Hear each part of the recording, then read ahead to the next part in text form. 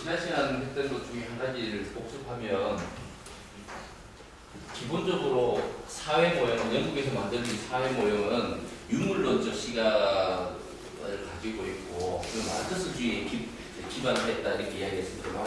마르크스주의는 유물론이라는 세상을 기본적으로 지배 비유해서 그 세계를 설명한다고 했을 때 이 밑에가 토대고 하부 토대고 상부 구조인데 이 하부 토대 마르크스가 말하는 그 유물론은 이 하부 토대가 경제라고 했습니다. 노동자와 자본가의 관계, 노동자와 자본가가 생산을 해낸 사람들이잖아요. 근데 그 경제 구조, 그 생산 구조가 노동자와 자본가로 구성되어 있으면 그건 자본주의라는 그 구조가 만들어진다고 그랬죠. 그다음에 영주와 농노 관계면 봉건제라는 집이 만들어진다고 그랬습니다. 그래서 이 경제가 토대가 되고 이 경제 토대 위에 그 사상이라든가 그다음에 문화 이런 상부 구조가 얹혀진다, 지붕처럼 얹혀진다고 그렇게 제가 말씀드렸고, 그래서 그러면 이 경제와 이 경제가 이제 그 하부 구조고 사상, 문화, 우리 눈에 보이지 않는 것, 정치 이런 거는 이제 상부 구조라고 이렇게 설명한다고 했습니다. 그러면 결정적인 것은 가장 중요한 게 이 사상과 문화입니까? 경제입니까? 경제가 중요하죠. 경제가 토대이기 때문에 그 위에 우리가 집을 짓 때 지붕부터 집을 짓습니까? 아니죠. 토대부터 닦고 그 지붕은 제일 마지막에 올리잖아요. 그래서 경제가 중요합니다. 이 그 마르크스주의 유물론에서는. 그래서 이건 좀 어려운 말로 경제가 하부 구조가 상부 구조를 결정한다고 해요. 이 말은 하부 구조에 있는 경제 구조에 따라서 정치, 사상, 문화가 만들어진다는 이야기예요. 그럼 이 경제 구조가 바뀌어버리면 지붕도 확 바뀌어버려요. 그래서 이거를 좀 어려운 말로 경제 결정론이라 이렇게 해요.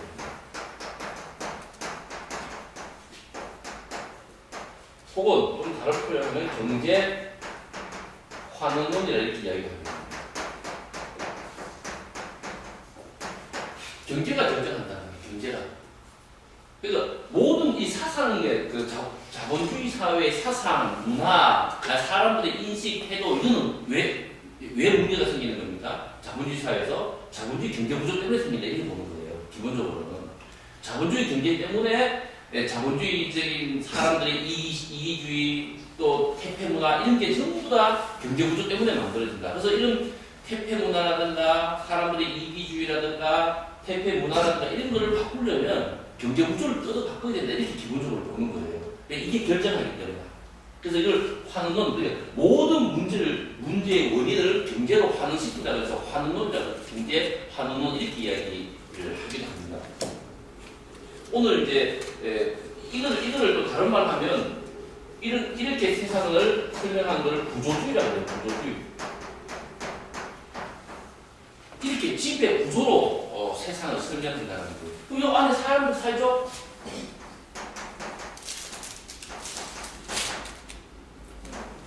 사람들이 이렇게 삽니다. 졸라면 이렇게 사람들이 살잖아요. 집 안에 사람들 살아요.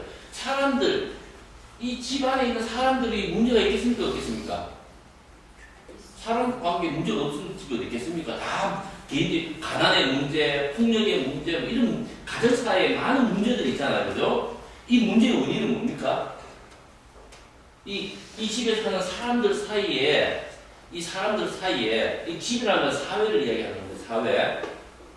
이 사람들 사이에 예를 들어 뭐 서로 미워하고 죽이고 속이고 사기치고 이런 사람들의 이런 문제들이 있습니다. 이 문제의 원인은 뭡니까? 이 논리에 따르면 경제가 문제예요. 경제. 이 사회 경제 구조가 자본주의 경제 구조로 됐기 때문에 사람들이 이기심이 생기고 사람들이 싸우고 사람들이 평화롭지 못하고 이렇다고 보는 거예요. 기본적으로. 이 사람들의 죄가 있습니까? 없습니까? 죄가 없는 거죠. 이 구조가 문제니까. 그래서 이 사람들 사이에 질투하고 서로 싸우고 서로 물어뜯고 이런 사람들의 관계에 있죠. 이런 관계를 바꾸려면 어떻게 해야 됩니까? 경제 구조를 바꿔야 돼요. 이 집의 구조를 바꿔야 돼요. 이 집이 바람도 세고 뭐그 안전도 허술하고 이렇기 때문에 안에 사람들이 문제가 생긴다라고 이렇게 기본적으로 봐요. 사람한테는 잘못이 없다라고 이렇게 기본적으로 봅니다. 구조가 잘못이지, 사회가 잘못이지. 우리 아이들이 청소년들이 중학교 2학년만 되면 막 일탈하고 뭐 왕따 시키고 학교에서 담배 피우고 뭐 싸움박질하고 하는 이 문제는 그 아이들의 문제가 아니고 학교라는 사회 구조의 문제다 이렇게 기본적으로 보고 그걸 구조주의라 이렇게 또 이야기를 하기도 합니다. 이게 이 논리가 영국의 사회 모형입니다. 상향에 있습니다. 사회 모형은 기본적으로 장애 문제를 이렇게 보는 거예요. 장애인들이 겪는 수많은 문제가 있죠. 이 문제의 원인이 뭐라는 겁니까? 이 사회라고 보는 거예요. 기본적으로. 장애인들은 잘못이 있습니까? 없습니까? 잘못이 없어요. 장애인들이 가지고 있는 손상 때문에 장애인들이 여러 어려움을 겪는 것이 아니고 장애인을 포함하고 있는 이 사회 구조가 문제가 있기 때문에 장애인들이 어려움을 겪는다. 이게 사회 모형이에요. 기본적으로. 영국에서 만들어진 사회 모형. 따라서 장애인의 문제를 해결하려면 어떻게 하면 됩니까? 사회를 바꿔버리면 되는 거예요. 기본적으로 사회의 경제적 토대를 확 바꿔버리면 장애인들의 어려움이 없어진다. 그래서 장애인들이 겪는 모든 어려움, 고난, 공경의 원인은 뭐냐면 바로 사회다. 모든 장애인들의 문제의 원인을 사회로 환원시켜버립니다. 사회. 그래서 환원론이 일종의 또 결정론. 사회가 장애 문제를 결정한다. 그 사회가 어떤 사회가에 따라서 예를 들어 유럽 같은 사회 같으면 필적한 장애인들이 훨씬 더 장애에서 해방되고 한국 같은 사회 같으면 한국 사회의 그 변화가 뭐 유럽만큼은 안 되기 때문에 조금 이제 장애인들이 유럽보다는 좀 더 제약을 경험하겠죠. 근데 베트남 같은 데 가면 한국이 천국으로 보일 거예요. 베트남 시민이 이래서 휠체어타고 한 달 정도 살아보면 서울이 얼마나 행복한 도시인가 알겠죠. 거기는 훨씬 더 못하는 거예요. 그러니까 장애인들이 장애에서 해방되는 것은 그 사회 구조가 어떻게 되어 있는가에 따라서 해방된다. 이래 보는 거예요. 이게 사회 모형이고 이거는 어느 나라 방식이라고 했습니다. 이 영국 방식이라고 했습니다. 자, 오늘 이제 공부하는 것은 미국입니다. 미국의 장애학은 기본적으로 장애 문제를 어떻게 보냐면 이런 구조로 보지 않습니다.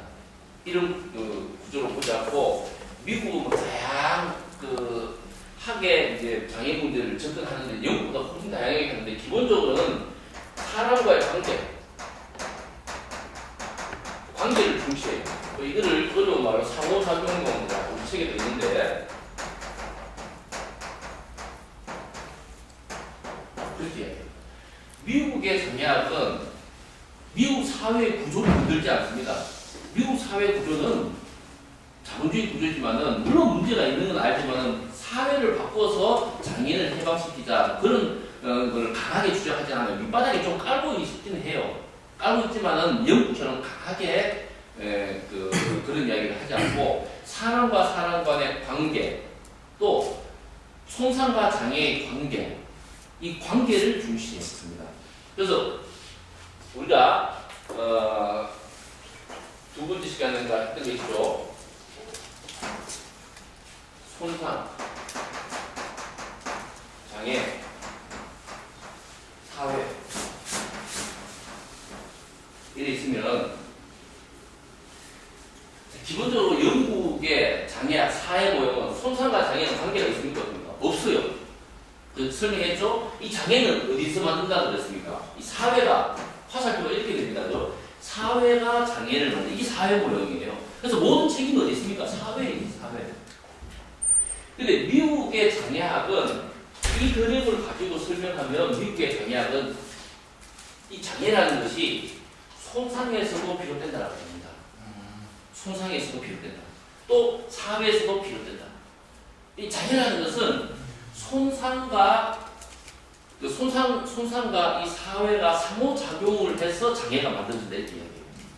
손상이 우리 장애인이 가지고 있는 손상이 있죠. 뭐 내성마비든 소아마비든 아니면 결단이든 어떤 손상이 있어요. 장애인들한테는 그 손상이 사회와 서로 상호작용을 해서 장애가 만들어진다라고 기본적으로는 그렇게 봅니다. 따라서 손상 때문에 장애가 발생하기도 하고 사회 때문에 장애가 발생하기도 하고 이 손상과 사회는 또 서로 이렇게 상호작용을 한다. 이렇게 기본적으로 봅니다. 그래서 미국의 장애학이 영국의 장애학보다 훨씬 더 복잡합니다. 장애를 이렇게 보면 아주 심플해요. 모든 논문의 그 사회 모형에 따르면 모든 논문의 결론이 뭐라고 했습니까? 모든 논문의 결론은 사회가 잘못이다. 또 사회를 바꾸자.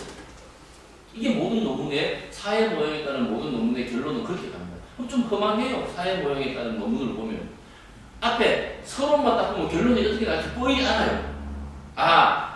그 학생 문제, 장애 학생 문제를 딱 서론에 풀면 결론이 뭐로 나오겠습니까? 학교가 문제다 이렇게 나옵니다. 선생이 문제다. 학교가 문제다 이렇게 나옵니다. 안 봐도 보네요. 근데 미국의 장애학의 논문은 영국보다는 훨씬 더 복잡하고 다양합니다. 근데 기본적으로는 요런 관계, 요런 미국의 그 장애학은 요런 관계, 요런 방식으로, 요런 그림의 방식으로 장애를 설명하는 경우가 많이 있습니다. 그래서 오늘 실제로 그러면 한번 교재를 좀 지난번처럼 좀 읽어보면서 어떻게 설명하는지 구체적으로 보도록 하겠습니다. 95쪽에 95쪽 보면 장애 복합적 상호작용이라는 단락이 있습니다.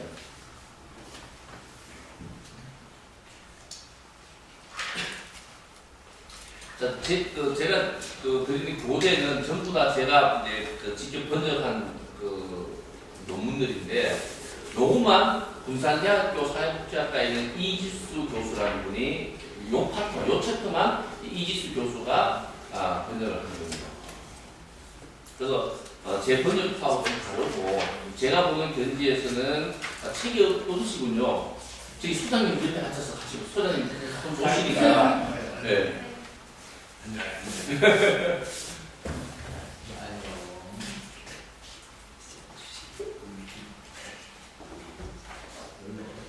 군사대학교 이지수 교수님이 번역한 그 책에서 제가 파일을 좀 달라해서 여기 실었습니다. 이지수 교수님은 저하고 같이 한국장애학회에서 같이 활동도 하시는 분이고 좀 능력이 있으신 분인데, 이분이 사회학을 전공한 분이 아니고 사회복지를 전공해서 사회학에 등장하는 용어들을 잘 이렇게 모르는 경우가 있어요. 그래서 여기도 보면 약간 오역 같은 게 있는데, 그건 제가 중간중간에 설명을 드리도록 하겠습니다. 먼저 읽어볼게요. 95쪽 장애 복합적 상호작용.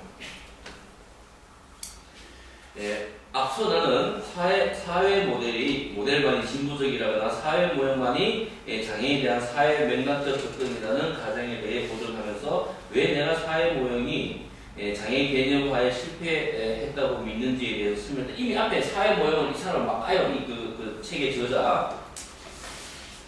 만약 장애학자와 활동가들이 사회 모델을 폐기한다면 다른 대안적인 사회 맥락적 접근이 필요한 것인데, 이 대안적 접근은 장애의 지도자는 측면들을 화합하고 진보적인 정치의 기초를 제공할 수 있어야 할 것이다. 이 장에서 나는 이러한 노력을 시작해볼 것이다. 이렇게 이야기합니다. 첫째, 이 사람의 관점이에요.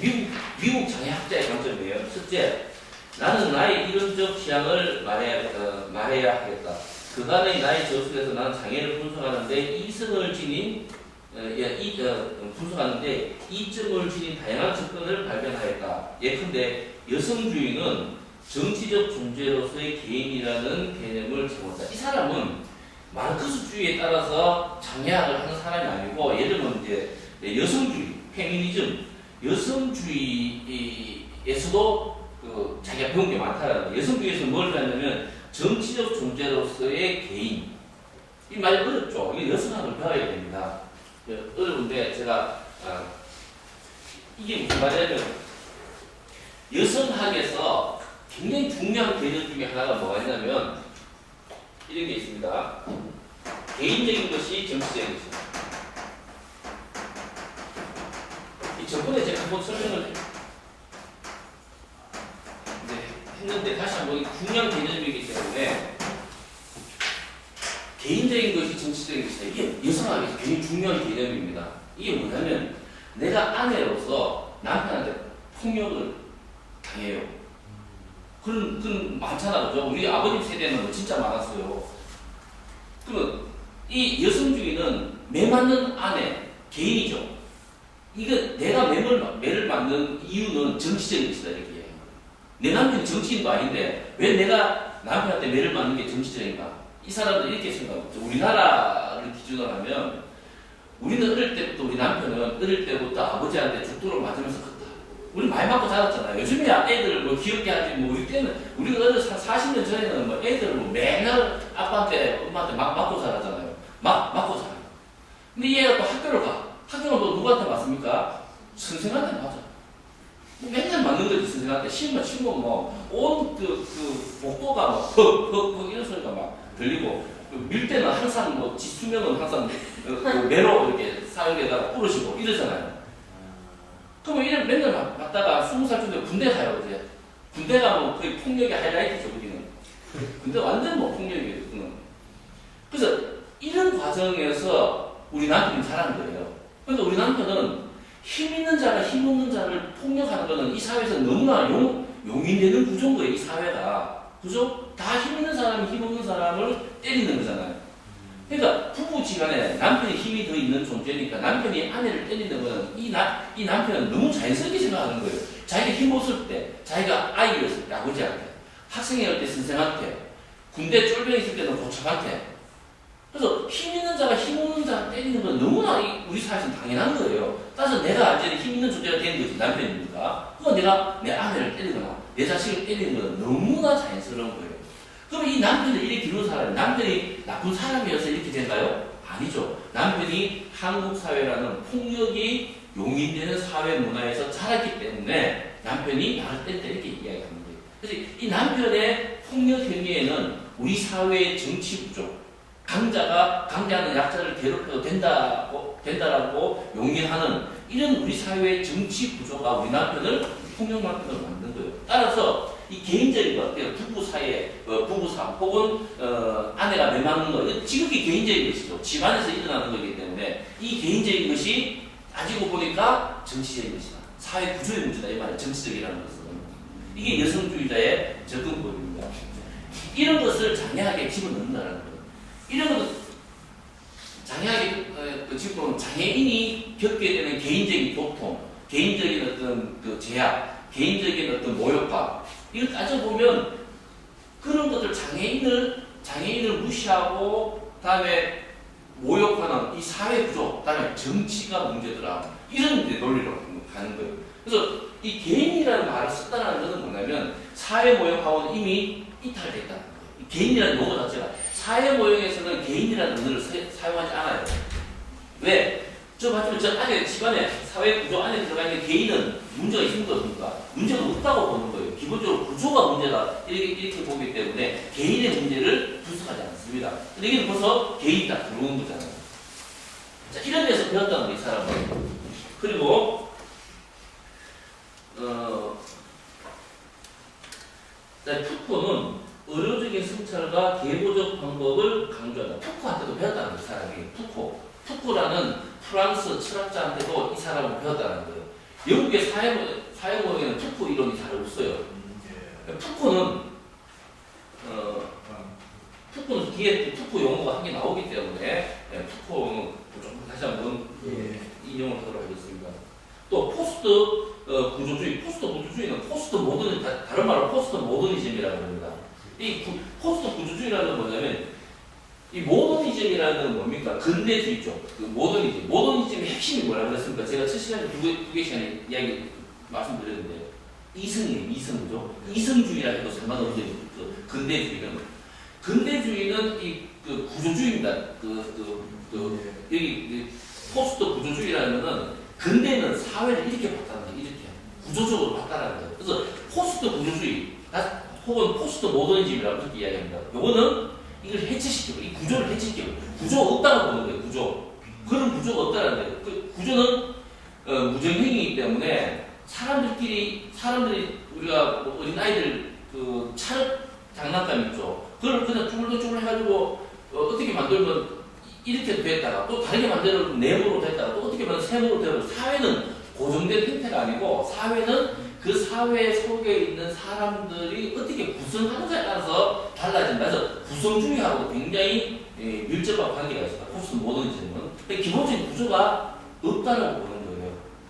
그래서 포스트 모더니즘에서 가장 중요한 것은 통일성입니다. 통일성. 이성은 통일성을 기준으로 해요.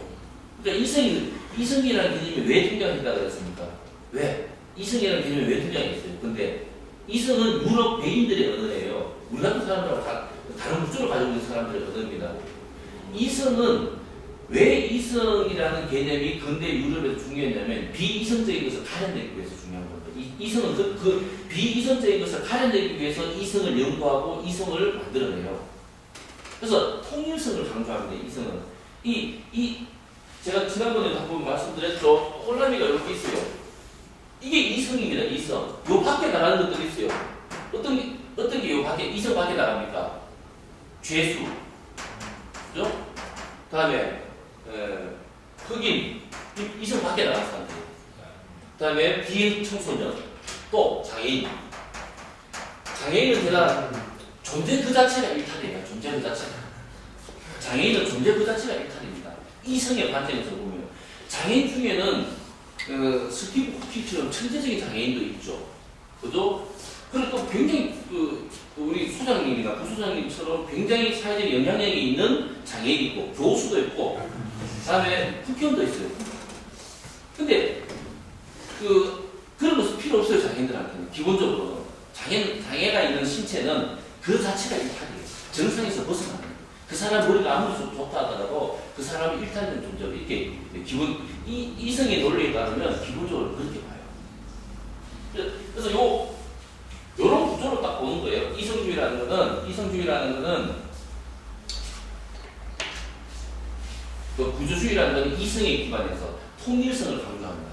근데 포스트 구조주의 혹은 포스트 모더니즘은 통일성을 경멸해요. 대신에 뭘 좋아합니까? 다양성이 최고다. 우리는 요즘 아이들은 우리 학교 다니다가 다양성이라는 언어는 없었어요. 저희들이 초등학교 다닐 때 그렇죠, 소장님. 초등학교 때 다양성이라는 말 들어봤습니까? 우리 못 들어봤습니다. 대신에 우리는 뭘 배웁니까? 통일성. 교과서에 나오는 모든 것들은 통일성입니다. 그래서 백이민족이라고 가르쳐요. 우리를 단일민족이라고 가르칩니다. 단일민족. 그런 말 많이 들어봤죠? 요즘 초등학교 교과서에 단일민족이라는 개념이 사라졌습니다. 다문화, 다민족, 국가, 이렇게 요즘 바뀌었어요. 완전히. 우리 때는 무조건 뭐 통일. 그래서 초등학교 들어가자마자 딱 운동장에 줄 서서 제일 처음 배우는 게 앞으로 나라는 겁니다. 이게 뭡니까? 통일성이죠. 줄 쫙 맞춰서 이렇게 하는 거죠. 근데 근대주의는 기본적으로 구조주의 관점을 가지고 있고 기본적으로 통일성을 강조하는데 포스트 모더니즘은 통일성이 없다고 봅니다. 중심이 없다고 봐요. 다 각각 개별적인 것이 다 하나씩 중요한 것이지 중요한 뭔가 있고 그 밑에 덜 중요한 거, 그 밑에 덜 중요한 거 이렇게 계열화된 게 구조는 없다고 봅니다. 다 이렇게 다양하다고 봅니다. 다양성을 최고로 보고 이게 포스트 모더니즘이 가장 분명한 가치인데 이런 거에 이 사람이 영향받았다는 거예요. 그러니까 이 영국의 사회 모형처럼 토대가 중요하고 그 다음에 상부 구조인 지붕은 제일 마지막에 있는다. 그래서 토대가 결정하고 토대의 모든 문제는 토대로 판단된다. 이런 구조 없다라고 이야기하는 거예요. 토대도 중요하고 지붕도 중요하고 다음에 벽도 중요하고 이 안에 들어가 사는 사람도 중요하고 각각이 다 다양하게 다 다른 방식으로 중요성을 가진다 이렇게 보는 거예요. 자, 또 어떤 데 영향을 받냐면 그래서 정체성이라는 게 있죠. 이 정체성이라는 개념은 통일성의 개념입니까? 다양성의 개념입니까? 통일성이죠. 나하고 같은 사람이 정체성인 거예요. 그래서 장애인 집단 하면 이게 정체성입니까? 다양성입니까? 정체성이죠.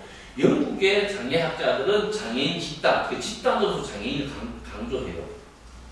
그 장애인은 여러 유형이 있죠. 신체 장애인도 있고 정신적 장애인 있죠. 이걸 구분합니까? 구분 안 합니다. 영국의 사회 모형. 기본적으로 장애인 집단이 중요한 거지 그 개별 장애인이 무슨 유형이고 부자고 가나고 이런 거 따지지 않아요. 그냥 장애인 집단으로 장애인. 근데 그게 정체성이죠. 장애인이라는 정체성이죠. 이걸 사회 모형은 굉장히 많이 강조하는데 미국의 그 그 장애학은 이 정체성, 물론 정체성을 중시하는 사람들도 있습니다. 특히 장애 여성들 같은 경우에는 굉장히 정체성 운동을 많이 주장하긴 하는데 기본적으로는 다양성을 강조합니다. 또 포스트 모더니즘은 이분법에 도전하며 복합체의 장을 열다. 이게 바로 이 말입니다. 이분법이라는 게 뭐예요? 이분법이라는 것은 근대주의는 모든 것을 이분법으로 나눠서 생각한다고 했습니다. 남자, 여자, 장애인, 비장애인 다 보세요. 다 이분법이에요. 남자, 여자, 장애인, 비장애인, 그다음에 백인과 유색인, 이성애와 동성애자 다 이렇게 이분법으로 나눈 거예요. 그래서 이분법의 한 축을 이루고 있는 유색인, 장애인, 동성애자 이런 사람들은 뭡니까? 이런 사람은 비이성적인 거예요. 그 반대편에 있는 백인, 비장애인, 이성애자, 기독교 이런 것은 이성적인 것이 이렇게 보는 거예요. 기본적으로. 이걸 이야기하는 거예요. 이런 이분법을 포스트 모더니즘은 파괴시켜버리고 해체시켜버리는 거예요. 그래서 다양성, 다른 것, 차이 이게 훨씬 더 가치 있는 것이다 라고 포스트 모더니즘에서는 가르친다는 거예요. 그 영국의 사회 모형도 기본적으로 어떻게 가르칩니까? 기본적으로 이분법 구조를 가지고 있어요. 영국의 사회 모형도. 어떻게 이분법을 가지고 있습니까?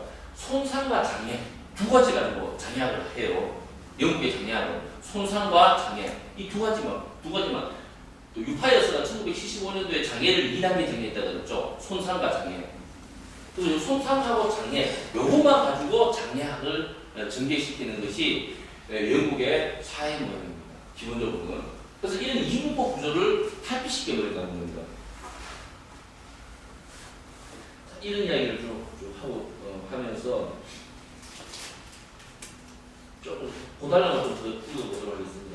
좀 어려운 말이긴 하지만은 이안 해킹은 사회 구성주의를 비판하면서 범주의 개념을 서로 다르게 하는 방식들이 어떻게 인간의 자기 이해의 가능성을 변화시키는지 탐색하였다. 네인시 프레이저나 악셀 호네스의 연구는 긍정적인 사회운동의 필요성과 억압의 다양한 차원에 대한 강력한 설명을 제공하였다. 하나의 관점이나 모델에 나를 얽매기보다는 나는 다양한 이론으로부터 유효한 요소들을 취하려고 노력해왔다. 이러한 선별성이 비일관성을 가져올지도 모르지만, 그러니까 한 사람의 이론, 예를 마르크스 이론만 가지고 하지는 않는다는 거예요. 그러면 마르크스 이론만 가지고 모든 이론을 적용하면 이론이 자기 논문에 아주 일관성이 있겠죠. 근데 여러 사람의 이론에서 필요한 부분을 섭취하면 일관성이 좀 없을 수도 있다 이렇게 이야기해요. 그렇지만 삶의 복합성과 세밀한 의미를 과잉 엄격화된 구조나 체계 안으로 밀어 넣는 위험성을 피할 수는 있다. 끼워 맞추긴 안 한다는데 적어도 내가 가진 존재론적 카드를 이론의 테이블에 올려놓기 위해서 나는 이제 비판적 현실주의 관점이 사회성을 이해하는 데 가장 도움이 되는 솔직한 방법임을 깨달았다는 점을 미리 밝혔다. 이 관점은 삶의 복합성을 허용하겠다. 삶의 복합성. 그 삶이 하나로 되어 있지 않다는 비복합적으로 삶이 구성되어 있다는 겁니다. 이 비판적 현실주의는 외부 현실의 수용을 의미합니다. 이 사람은 자꾸 비판적 현실주의라고 이렇게 이야기하는 게 잘못된 건설입니다.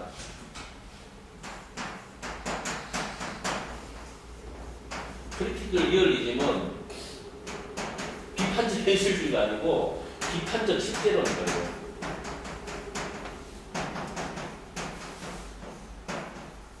리얼리즘이 그냥 현실주의 혹은 미술에 하죠. 리얼리즘이라 그렇게 그렇게 이야기하는데 철학에서는 리얼리즘이 실제론이 실제론이 뭡니까? 사물이 실제로 존재한다는 거예요. 반전론하고 반대 말이죠. 실제로는 유물론하고도 비슷한 이야기예요. 사물은 객관적으로 존재하는 이 책상이 자, 여기 있는 한 10년 정도의 책상에 이걸 보면 뭐라고 봅니까? 전부 다 물이라고 보죠. 이 물은 독립적인 실제로 존재한다는 거예요. 이 말이 무슨 말입니까? 우리 여기 10사람이 이걸 보면 이건 다 물인 거예요. 근데 어떤 사람이 이걸 신나게 얘기하는 사람이 있을 수 있죠. 예를 들면 폭력에 많이 예를 들어서 우리가 이슬람 같은 데서 폭력이 일상화된 그런 사회에 살다 보면 이거 던지면 우리 우리나라 사람 같으면 누가 물 주는가 싶어서 받겠죠. 근데 폭력이 일상화된 사람 뭐 던지면 이게 폭탄인 경우가 많은 나라 이거 폭 던지면 이게 화염병일 수도 있고 신나할 수도 있는 거예요.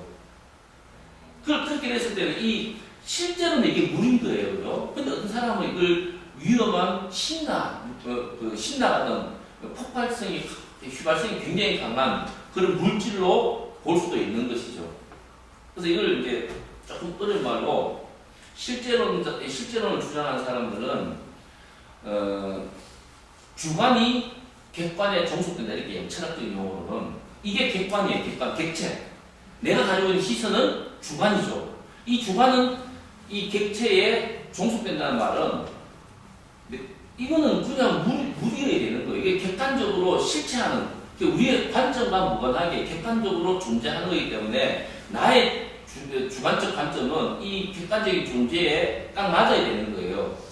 아니 내가 이걸 보고 어떤 사람은 예를 들어 빵이라고 이야기하는 사람이 있다고 칩시다. 그럼 어떻게 됩니까? 한 9명은 물이에요. 그런데 어떤 사람은 빵이에요. 이렇게 이야기해요. 그럼 빵입니다라고 얘기하는 사람은 어떻게 됩니까? 실신한 사람이죠. 그 사람은. 비이성적인 사람이에요. 이건 물은 물로 봐야 되는 거지. 이걸 빵이라고 보는 사람은 그는 이제 제정신이 아닌 사람으로 취급당한 일탈된 사람. 이렇게 바라보는 겁니다. 근데 포스트 모던 사회에서는 이걸 갖다 놓고 이걸 뭡니까? 라고 물어봤을 때 여기 우리가 10명이 있으면 10명 다 다르게 대답해야 된다는 거예요. 객체는 주관에 소속되는 거예요. 그러니까 사람의 관점에 따라서 이거는 물로 보일 수도 있고 빵으로 보일 수도 있고 여기는 신나로 보일 수도 있고 다 다르게 보여야 된다는 겁니다. 그러니까 이럴 때는 객관이 이 객체가 실제하지 않는 거죠. 다만 인간의 해석만 존재하는 것이죠. 이게 포스트 모더니즘이에요. 그러니까 포스트 모더니즘에서 이상한 그림들이 많이 그리잖아요. 또 조형미술 어쩌면 화장실에 변기 있잖아요. 그거는 이성주의 관점에서 보면 누가 보더라도 그건 오줌 누는 변기야. 남자 변기예요. 근데 어떤 사람이 뉴욕에 현대 미술전 할 때 그 변기를 거꾸로 틀어놓고 거꾸로 이렇게 변기가 이렇게 돼 있는 걸 뒤집어 가지고 놓고 전시했어요. 그거는 이제 그 작가가 그 변기를 해석한 어떤 걸로 만들어버리는 거예요. 실제 하는 어떤 게 아니고 그게 엄청나게 비싸대요. 그렇게 거꾸로 흘러나는 거를. 변기는 변기로만 존재하는 게 아니고 예술 작품으로도 존재하는 것이죠. 이게 다양성입니다. 그러니까 요즘 세상에서는 관점이 다양해져야 된다고 우리 많이 가르치잖아요. 그래서 실제론에 반하는 그런 어떤 태도나 말이나 이렇게 굉장히 많이 있습니다. 똑같이 보는 그래서 학교에 학생들 가르칠 때도 똑같은 방식으로 가르치면 안 된다고 하잖아요. 아이들의 창조성, 다양성 이걸 보고 9명 아이가 무려 하더라도 한 아이가 저는 그게 빵이라고 합니다. 그럼 선생님이 어떤 아이의 말에 귀를 기울이겠습니까? 이걸 보고 빵이라고 이야기하는 아이의 말에 귀를 기울입니다. 왜? 너 왜 이거 빵이라고 생각하니? 그럼 걔는 이걸 빵이라고 생각하는 어떤 이유가 있어요. 그게 창의성이라는 거예요. 이걸 보고 빵을 떠올릴 수 있는 아이. 근데 이게 포스트 모던 사회의 특징입니다. 탈이성주의 사회의 특징이라고. 근데 이 사람이 실제로는 관점론에 대비하는 걸로서 옛날부터 그리스 로마 시대 때부터 실제론이라는 게 있었는데 앞에 비판론이라는 비판적 실제론.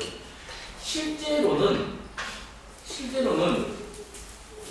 실증주의하고도 연결됩니다. 실증주의.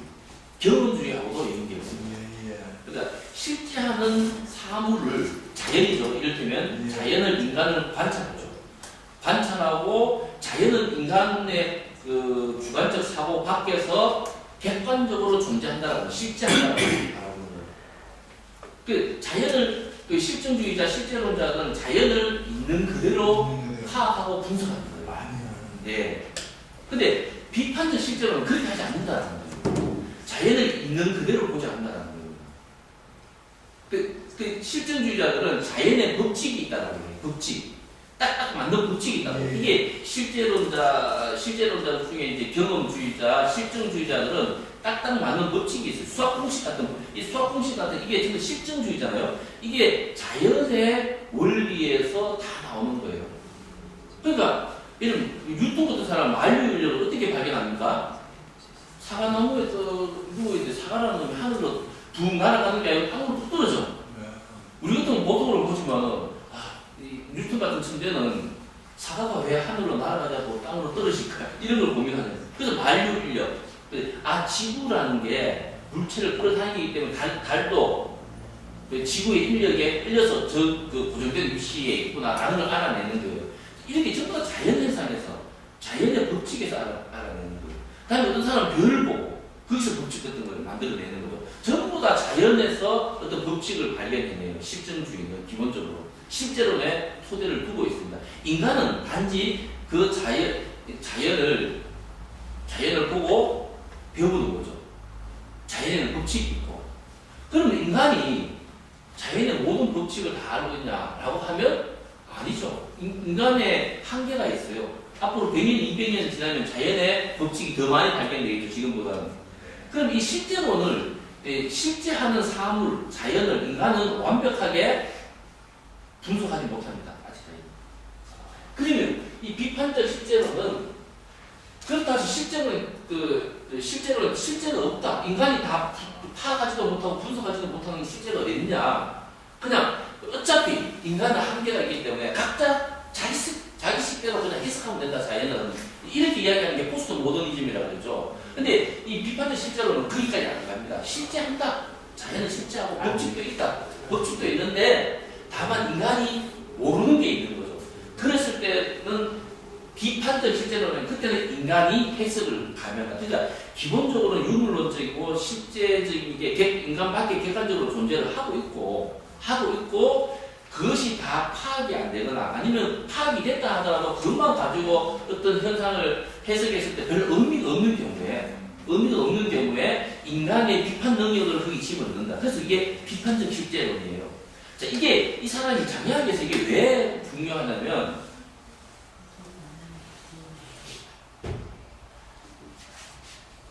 손상과 장애라는 개념이 있다고 칩시다.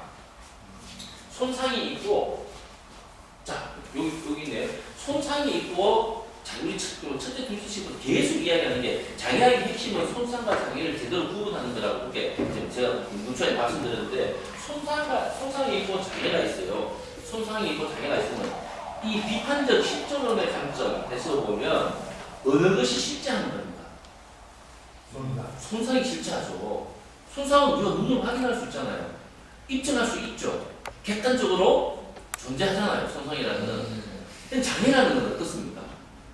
장애라는 것은 실제할 수도 있고 실제하지 않을 수도 있어요. 예를 들면 여기 강의실에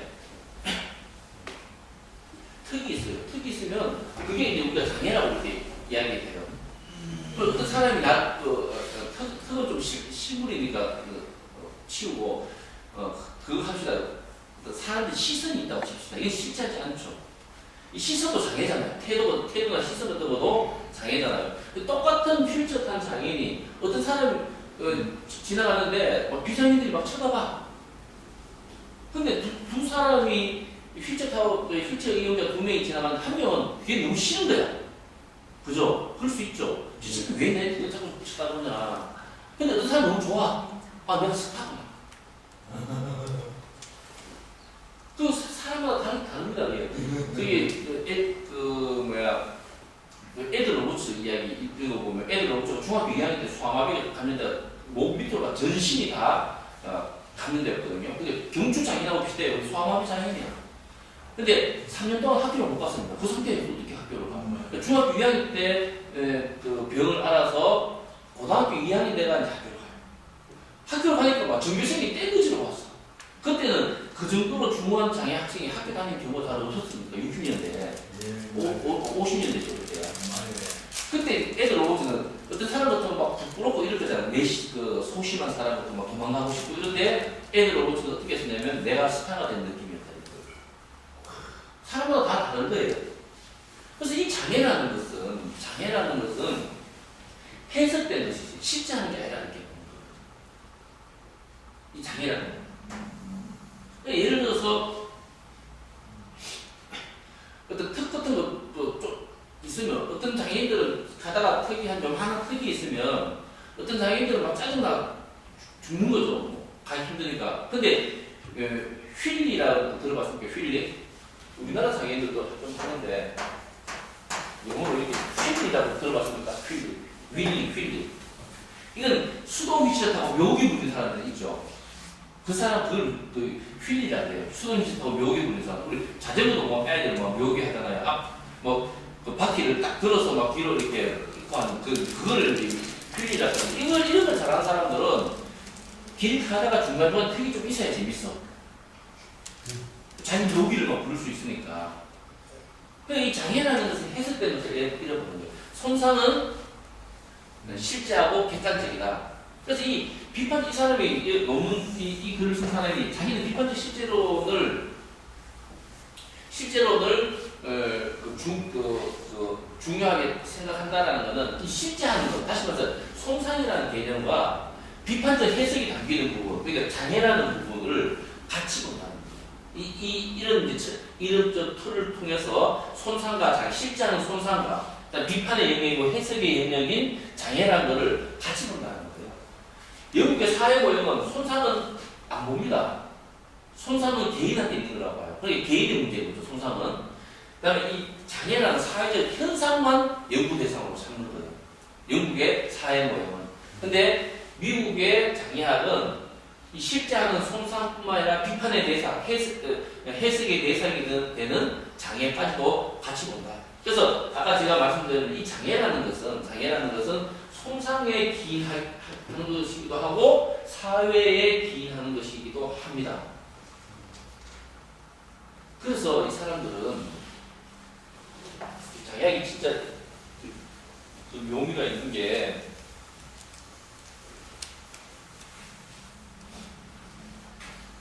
미국에서는 장애인을 어떻게 부르냐면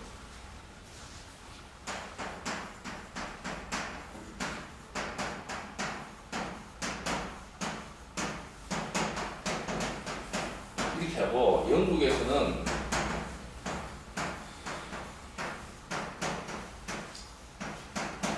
이렇게 쓴다라고 제가 세 번째 시간에 말씀드린 두 번째 정의할 이야기죠. 이건 미국식 표현입니다. 장애인을 이렇게 써요. 영국에서는 disabled people 이렇게 썼습니다. 여기서만 disabled이라는 것은 서로 다릅니다. 자, people with disability라고 미국 사람을 쓰죠. 그러면 장애를 가진 사람이다 이렇게 이야기를 하는 거잖아요. 이 장애라는 것은 여기서 말 미국 사람들 말 이 장애라는 것은 바로 이런 거예요. 이 장애는 손상 플러스 장애라는 개념입니다. 영국에서 말하는 디세이블드는 이건 사회적 장애를 이야기해요. 손상은 빠져 있습니다. 그러니까 장애라는 것을 뗐다 붙였다 이렇게 합니다. 장애가 없는 사람, 비장애인은 people without disability 이렇게 이야기를 해요. 영국식으로 말하면 영국은 non-disabled people, 비장애인은 그렇게 표현합니다. 그래서 미국 사람이 말하는 이 disability는 안에는 손상 개념이 포함되어 있는 장애다 이렇게 보시면 돼요. 미국에서 people with disability 할 때 이 disability 장애라는 것은 손상을 포함하는 장애입니다. 그러니까 손상을 포함하는 장애라는 건 뭐냐면 손상과 사회가 상호작용한 장애를 이야기하는 거예요. 이 그림에서 이겁니다. 이 손상하고 사회가 서로 관계를 맺어요.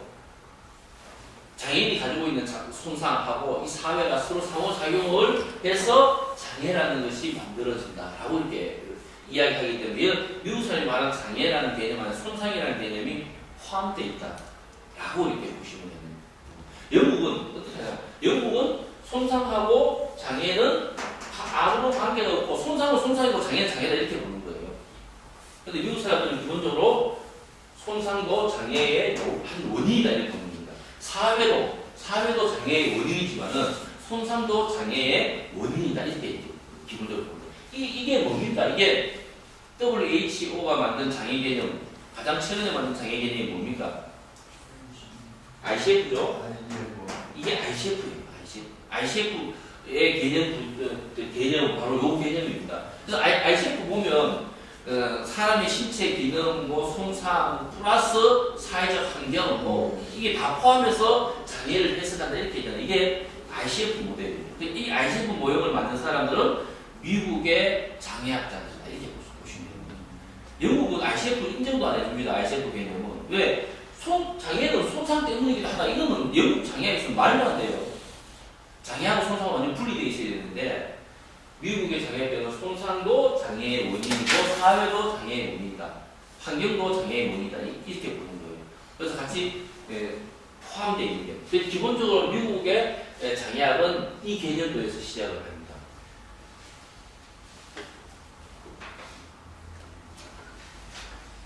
자, 그러면 또 좀 더 읽어볼까요?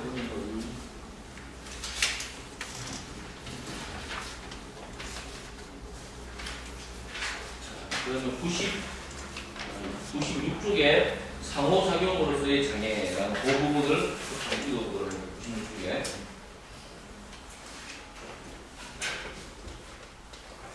사회 모형을 따르는 사람들에 의한 전통적인 장애에 대한 설명은 개인과 어를 축소합니다. 사회 모형을 주장한다. 영국 장애학에 따르면 전통적인 장애 설명은 개인과 어뢰에 집중된다. 이게 어뢰 모형이에요. 쉽게 말해서. 근데 어뢰 모형이라는 것은 영국의 사회 모형을 만든 사람들이 만들어낸 개념입니다. 개인과 어뢰에 초점을 맞춘 것을 영국의 사회 모형 주창자들은 그걸 어뢰 모형이다 부른다. 이 말을 지금 서술을 쓰고 있습니다.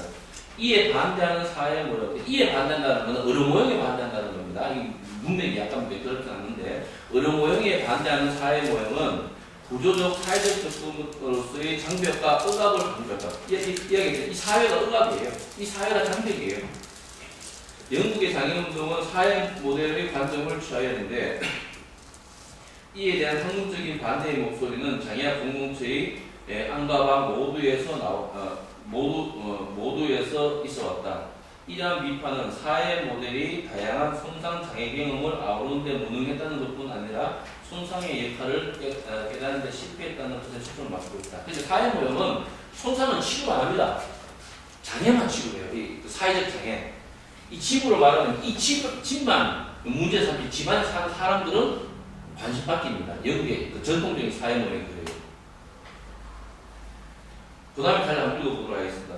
내가 채택하고자 하는 장애 접근은 장애가 항상 개인과 구조라는 두 가지 요인의 상호작용이었다는 것이다. 자, 자기는 그렇게 이야기한다는 거죠. 자, 다시 한번 보면 영국의 사회 모형은 이 집에만 관심이 있어요. 이 구조, 사회 구조에만 관심이 있습니다. 그 사회에 사는 개인한테는 관심이 없어요. 근데 이 사람은 나는 집에도 관심이 있지만 집안에 사는 사람도 관심이 있다. 사회 구조에도 관심이 있지만 그 사회 안에 사는 개인들, 사람들한테도 관심이 있다는 거예요. 다음, 구조적 불이익 중 하나는 장애를 개념 규정하는 고착된 시각에서 벗어나서 전체적인 이해를 요구하는 것이다. 그러니까 구조만 보는 게 아니라 구조 안에 있는 사람도 같이 보니까 이게 전체적으로 본다는 거죠. 장애인의 경험은 개인의 내적 요인과 그가 존재하고 있는 더 큰 맥락으로부터 나오는 외적 요인들 사이의 상호작용이 되는 거예요. 장애인의 경험은 내적 요인과 외적 요인이 있다는 거예요. 장애인이 경험한 내적 요인은 뭡니까? 장애인이 경험한 내적 예? 그렇죠. 손상이죠. 손상 경험이죠. 내적 경험이라는 게 내가 손상을 입고 아프기도 하고 불편하기도 하고 실제로 그렇잖아요. 이게 내적 경험. 내가 내 손상 때문에 겪는 경험, 이게 내적 경험이고 외적 경험은 뭡니까? 그렇죠. 휠체어 타고 가는데 접근할 수 없는 데를 만나게 돼요. 이게 외적 경험이 되는 것이죠. 이 사회적 경험이고 내 개인적 경험. 이 두 개 다가 있다는 거예요.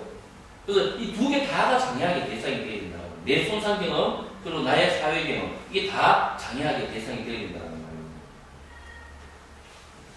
내적 요인이란 그가 가진 손상의 성격과 심각성, 손상에 대한 그 자신의 태도, 그의 개인적 특징과 능력, 성격 등이다. 방금 이야기했죠. 맥락 요인이다. 이 맥락 요인이 뭡니까? 환경 요인이라고 합니다. 환경 맥락이라는 맥락 요인이란 다른 사람의 태도와 반응, 환경이 그를 가능케 하거나 또는 장애로 만드는 정도, 해당 사회에서 장애에 관한 관련된 더 넓은 문화적, 사회적, 경제적 쟁점 이런 게 외적 요인인데 이게 이제 ICF를 보면 똑같이 설명하고. 네.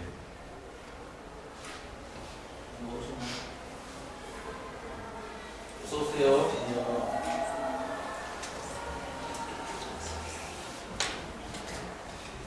또 마지막 가자.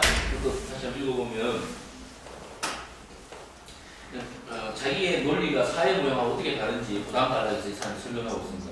나의 상호작용 조건은 사회 모델 간의 차이는 나의 상호작용 조건과 사회 모형 사이의 차이는 나는 차별과 편견을 포함하여 환경과 맥락의 중요성을 인정하지 마. 그러니까 환경과 맥락을 중시하는 게 사회 모형입니다. 그죠?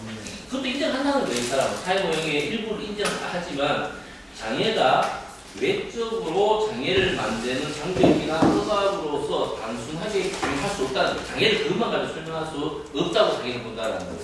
따라서 나는 쉐드가 맥락적 근본주의라고 부르는 것에 동의하지 않는다. 맥락적 근본이라는 것은 맥락이 본질이라는 거예요. 개인이 중요하지 않고 그 개인을 둘러싼 사회적 환경, 맥락 이것이 근본적이다. 이게 맥락적 근본주의라 이렇게 이야기해요. 장애에 관련된 다양한 문제들은 상상할 수 있는 모든 형태의 사회적 조정을 통해서도 완전히 제거될 수 있다. 이 사람이 기본적인 생각입니다. 장애인이 경험하는 문제는 사회 모형주의자를 이야기하는 것처럼 이 사회가 완벽하게 바뀐다. 다시 말해서 걸어다니는 사람이 갈 수 있는 모든 곳에 휠체어가 갈 수 있다라고 치면 사회 모형에 따르면 장애가 없어지는 거예요. 그죠?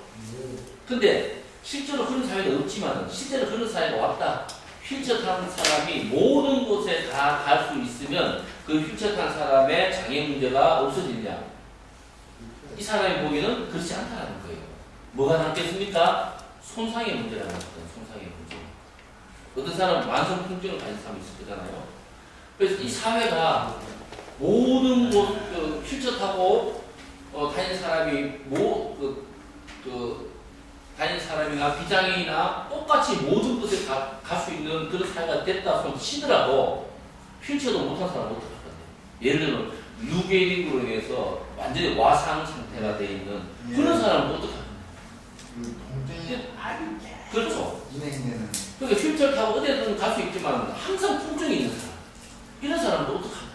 문제가 해결 안 된다는 거예요. 이 사회가 100% 사회 모형이 말하는 것처럼 100% 사회가 친장애인적으로 바뀐다 치더라도 장애를 가지고 있는 그 개인들이 느끼는 어떤 감수성이라든가 고통이라든가 그죠? 내가 얼굴이 못생겼다 이럴 수도 있는 거잖아요. 내성마비 장애는 다 집캐리잖아요. 근데 네. 그게 일부 장애만 그렇다고 하면 어떻게? 네다섯 장애는 사회 장벽이 없어지면 네. 사회적 장애는 못 느낄 수 있지 않습니까? 그럴 수도 있겠지만은 예를 들면 우리 소위 근무한 윤석권 씨 같은 경우 화상을 당했어. 얘가 내게 가장 큰 애로사항은 장가를 못 가는 거예요. 얼굴이 못생겨서 그러는 거예요. 화상을 당해서. 그 자기는 장가 못 가는 게 가장 큰 장애라는 거예요. 그러면 이 물리적 환경이 다 바뀌고 또 사람도 다 완벽하게 바뀌어야 되는 거예요. 그 미를 바라보는 기준이 완전히 바뀌어야 되는 거죠. 근데 그걸 기대하기 좀 어렵잖아, 그죠? 사회를 바꾸기는 기대할 수가 있어. 어느 정도까지는, 그죠? 근데 사람의 미적 태도나 미적 감각, 미적 기준을 바꾸는 거는 이건 굉장히 어려운 거지. 그러면 휠체어 탄 사람이 어디라도 접근할 수 있는 완벽한 사회를 만든다 손 치더라도 화상을 입은 장애인들 이런 사람들의 고통은 해결되지 않는다는 거예요. 그래서 사회가 완벽히 바뀐다 하더라도 개인의 장애를 가지고 있는 그 개개인들의 고통과 감수성은 그대로 남는다는 거예요. 자, 그 다음에 진보적 장애 정치는 손상을 끌어안는 것에 우선순위를 두어야 하며 그것을 무시해서는 안 된다. 진보적 장애 정치라는 게 뭡니까? 장애 운동을 이야기하는 겁니다. 손상 문제를, 그래서 제가 요즘은 최근에는 자율생활 sector나 장애 당사자들한테 강의를 가면 그 부분, 이 부분을 굉장히 많이 강조합니다. 얘는 손상을 가지고 있는, 우리가 권리를 요구했잖아요. 권리도 중요하죠. 권리는 집단적인 것이죠. 개인적인 게 아니잖아요. 예산, 권리 이런 건 집단적인 거잖아요. 그런 것도 중요하지만은 장애를 가지고 있는 그 개개인들의 아픔, 개개인들의 욕망 이런 것들을 잘 살펴야 된다. 자율생활 센터가. 그래서 옛날처럼 뭐 ILP 한다 하면서 뭐 영화판 한 10장 뜨거나 똑같은 극장에 똑같은 사람 우르르 들어가 그러지 말고 ILP를 하더라도 극장을 가더라도 사람들의 선호를 다 물어서 다섯 편 영화를 2명씩 본다든가 넷에서 3편의 영화를 본다든가 개인의 취향과 기호를 중시하는 방식으로 센터 운영 방식이 바뀌어야 된다고 저는 굉장히 많이 그럼 강조합니다. 하나 질문을 네. 이건 바뀐 거 그냥 고용 공간에 잼들을 하는데 요구하는 사람들이 세 가지가 있는데 네. 아이한테 100명을 고용시키자. 네. 그자들한테 200만 원 주자. 네. 기재임금을 폐지하자. 네. 5만 원 얘가 이런 얘기를 네. 하고 하면서 부모들하고 같이 하고 있는 네. 이 부분을 지금 많이 어떻게 생각하십니까? 이건 전형적인 사회 예. 모형적 관점인 거죠. 이제 문제는 따로 있다고 보면 되네요. 네. 네. 그 박경석 씨 그룹 같은 경우에는 개인 예산 제도를 철저하게 반대하잖아요. 예. 왜냐하면 전국에 있는 모든 장애인이 예를 들면 그 판정을 받았을 때는 동일한 조건으로 활동보조 서비스를 받아야 된다고 주장하는 분이에요. 대신에 활동보조 시간이든 활동보조의 단가는 전체적으로 올리자는 거죠. 개별적으로. 근데 개인 예산 제도가 딱 도입되어 버리면 여기 우리 10명의 장애인이 있으면 우리가 지금 현재 월 100시간, 예를 들어서 월 100시간대 활동보조 서비스를 받는 장애인이 10명이 있다고 칩시다. 그럼 그 사람들의 서비스는 다 똑같죠? 다 똑같죠? 예. 근데 개인 예산제로 딱 들어오면 그게 완전히 달라져 버리는 거예요. 그 10명 중에 어떤 사람은 활동보조 서비스를 하나도 안 받을 수가 있어요. 활동보조 서비스는 내 애인이나, 아니면 내 남편이나, 아니면 자원봉사자나, 이런 사람 끌어 쓰고, 나머지는 학원 다니거나 아니면 여행 다니거나 아니면 뭐 자조 모임 하면서 밥 먹고 술 먹고 하거나 이렇게 자기가 필요한 거 쓰는 거죠. 근데 지금은 활동 지원 서비스라는 게 활동 보조가 쓰게 돼 있잖아요. 예. 근데 100시간 100만 원을 준다 그러면 정부의 입장에서는 100만 원을 100만 원치 서비스를 주는 거예요. 그죠? 주는데 반대로 생각하면 그 서비스 100만 원 서비스를 받는 장애인의 입장에서는 그 100만 원이 자기가 가장 필요한 데 쓰고 싶은 거잖아요. 똑같은 돈이, 정부 입장에 똑같은 돈이에요. 그러면 이 사람은 내가 선택할 수 있는 게 활동 보조밖에 없어. 그럼 활동 보조만 100만 원씩 써야 되는 거죠. 다른 거 못 쓰게 하니까 정부에서. 근데 개인 예산 제도라는 거는 자기가 필요한, 내가 100만 원 당신한테 줄 테니까 당신이 필요하도록 서비스를 구성하라는 그 서비스 구성권을 주는 거예요. 또 어떤 사람은 활동 보조는 50시간만 쓸게. 나머지 50시간은 내가 뭐 어떻게든 내가 알아서 구해 쓰고 대신에 그 50만 원 가지고 나는 지금 연극을 하고 싶으니까 연극을 배우고 싶다. 뭐 극단 A에 가서 김지수 단장님한테 이야기해서 한 달에 한 10만 원씩 주고 연극 배우고 또 학원 가서 발성법 같은 것도 배우고 아니면 뭐 요리를 배우고 아니면 한 달에 한 5번씩 극장을 간다든가 이렇게 다양하게 자기가 자립하고 사회생활을 할 수 있는 도구로 그걸 이제 쓰겠다라고 할 수가 있는 거죠. 그 사람은 극단적으로는 학원도 안 해. 난 100만 원 전체 다 자기 개발하는 데 쓰겠어. 또 어떤 사람은 활동보조 30시간만 하고 나머지 70만 원은 자기 개발하고 문화 이렇게 전부 다 달라지는 거예요. 예. 그러면 이게 나중에 이게 장애를 가지고 있는 사람들이 다 개별화가 되는 거지. 그래 되면 활동보조 시간 몇 시간 올려주시오 이런 투쟁을 할 수 있는 건 못하는 거예요. 왜? 이 서비스가 다 개별적으로 지원되고 개인의 욕망이 다 다르기 때문에 이 개인의 욕망들을 하나로 이렇게 뭉칠 수가 없었어요. 그러면 집단 투쟁이 굉장히 어려워지는 그 한계 같은 게 있습니다. 그래서 저는 반대합니다. 노골적으로 대놓고 그런 이야기 해요. 이렇게 하면 운동을 할 수가 없어진다. 그래서 저는 네, 어쩌다가 개인 예산 되었다고 했네요. 자, 그러면 이 사람은 이렇게 사회 모형이 단순한 모형인 사회 모형을 반대하지만 이 사람이 어로 모형을 찬성하는 것도 아니에요. 그 다음은 어로 모형을 비판합니다. 나의 접근법이 사회 모델 이론가들이 어로 모형이라고 부르는 것과 다른 점은 어로 모형과 나의 주장이 다른 것은 나는 장애를 손상과 관련해서만 설명하려고 하지 않는다는 것이다. 나의 접근은 환원주의도 아니다. 왜냐하면 나는 한계라기보다 제약, 이렇게 하는 게 좋을 것 같아요. 나는 제약이란 특정한 맥락과 환경 안에서 손상의 상호작용으로서 경험된다는 점을 수용하기 때문이다. 손상은 장애를 결과하는, 즉 장애를 초래하는 복합적인 상호작용 문제에 있어서 필요 조건이자 충분 조건은 아니다. 사회 모델론자들 주장은 이런 것이다. 자신들은 사람들이 그들의 몸이 아니라 사회에서 장애인이 된다고 주장하는 것에 반해 사회 모형 이렇게 주장한다는 거예요. 어려 모델론자들은 인간은 그의 몸 때문에 장애인이 된다라고 가정하는데 나는 이렇게 생각합니다. 나는 자기는 사람들은 사회와 그들의 몸에 의해서 장애인이 된다라고 이게 미국 장애학이에요. 내가 장애인이 되는 것은 사회 때문에 장애인이 되는 게 아니고 내 몸 때문에도 장애인이라는 내 손상, 몸에 있는 손상 그걸 이야기하는 겁니다. 그 다음 따라 한번 읽어볼게요.